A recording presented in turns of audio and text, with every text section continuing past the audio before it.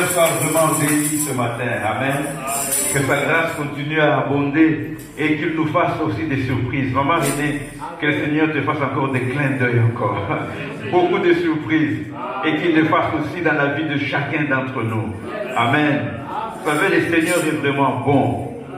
Hier, j'étais dans une conférence chez le pasteur Mathieu où le pasteur Henri Papa Moulaja a prêché. Et il a dit une chose qui m'a beaucoup plu.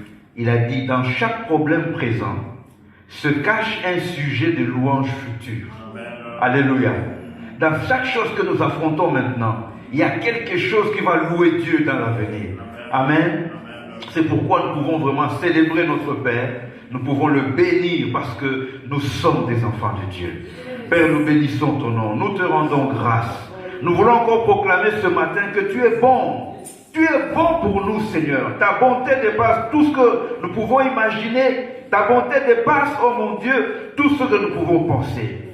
C'est pourquoi ce matin, nous te louons, nous t'adorons. Nous recommandons nous-mêmes entre tes mains et nous nous soumettons à toi. Afin, Seigneur, que ton règne, tes desseins et ta volonté s'accomplissent dans nos vies. Au nom de Jésus-Christ de Nazareth. Amen, amen. Amen. Frères et sœurs, ce matin, je voulais partager avec vous sur ce thème, les réalités spirituelles. C'est quelque chose que nous voulons partager ensemble sur les réalités spirituelles. Nous sommes sur la terre, nous avons un corps, nous vivons sur cette planète, mais il y a des réalités spirituelles qui sont au-dessus de nous, qui nous dépassent et qui nous influencent.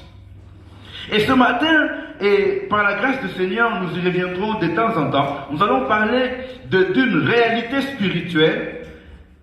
Parmi les réalités spirituelles, il y a la destination spirituelle. Aujourd'hui, on va parler d'un groupe de réalités spirituelles qui sont la destination. Vous savez, nous sommes sur un voyage. Et sur ce voyage, il y a une destination où nous devons aller. Il y a une destination où nous allons aboutir, où nous allons arriver.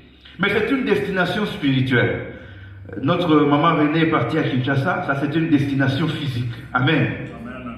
À chaque fois que tu voyages, tu es dans l'avion, tu descends, en fait dans ta tête tu es toujours la même, mais tu sens d'abord la température qui change, tu vois les climats qui changent, les gens changent. En fait, tu n'es plus dans le même lieu. Et même si nous sortons ici, nous allons chez nous, nous changeons de destination. Amen. Amen. Ça veut dire que l'homme est en voyage. Nous sommes en voyage. Mais il y a des destinations qui sont spirituelles. Comme elles sont spirituelles, nous ne les voyons pas, alors les gens les négligent. Et le monde, un jour, j'y suivais un reportage, on demandait aux gens, est-ce qu'il y a la vie après la mort? Quelqu'un disait non. Il n'y a pas la vie après la mort. D'autres disaient que mais non, moi je vis maintenant, c'est tout ce que je touche, c'est ça. Et puis on lui dit, après la mort tu vas où? Ils disent, non mais après la mort, il n'y a rien donc je disparais. Il n'y a rien, je disparais. Non mes frères et sœurs, toi et moi nous devons savoir qu'il y a une destination spirituelle. Amen. Amen.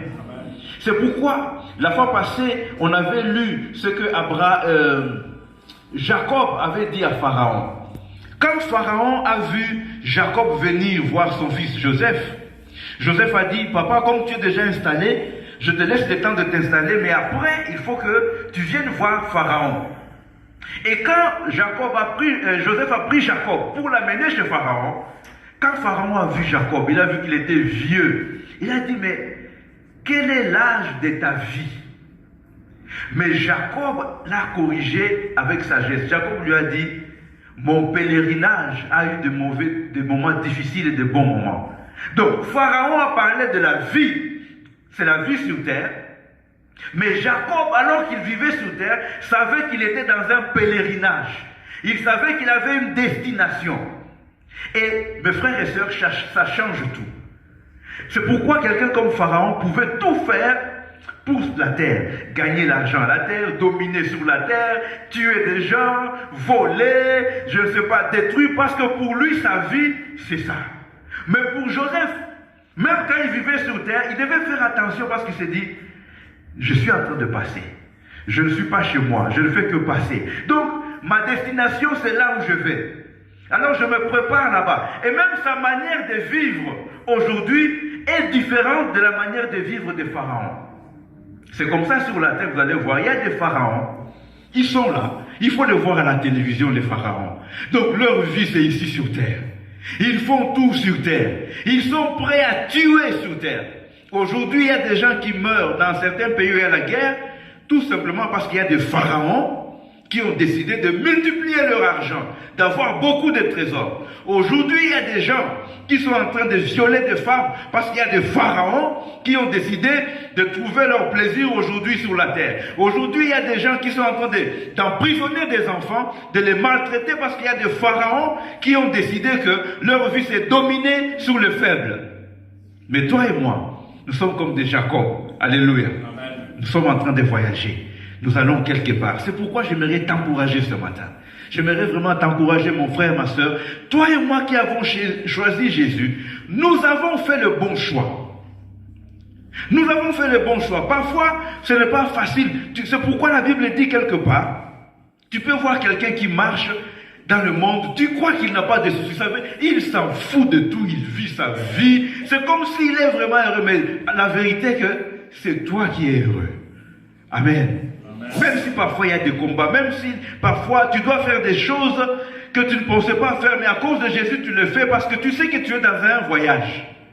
Amen.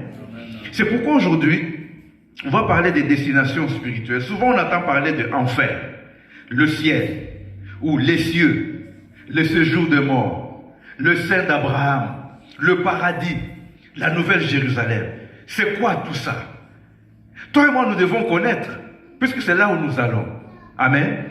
Je me rappelle quand je faisais les démarches pour venir ici, la première fois pour venir ici en Europe, j'avais pris une carte de l'Europe. Et je commençais à regarder. Ah c'est ça. Ça c'est le nord, ça c'est le sud. Donc Bruxelles est là. Et puis je prenais les jeux. Vous connaissez les jeux de Monopoly? Hein? Là où on dit la rue Neuve. Donc, tu es en train de voir la rue Neuve, mais tu ne sais même pas qu'elle existe. Tu ne l'as jamais vue. On montre beaucoup d'avenues. Mais pourquoi? Parce que je me disais, je vais aller là-bas. Donc, j'ai commencé déjà à essayer de comprendre déjà comment ça s'est fait, le nom des rues, sans jamais avoir été. Et donc, nous aussi, c'est important de savoir, c'est quoi le ciel? Même toi, quand un païen va te poser la question, il va te dire,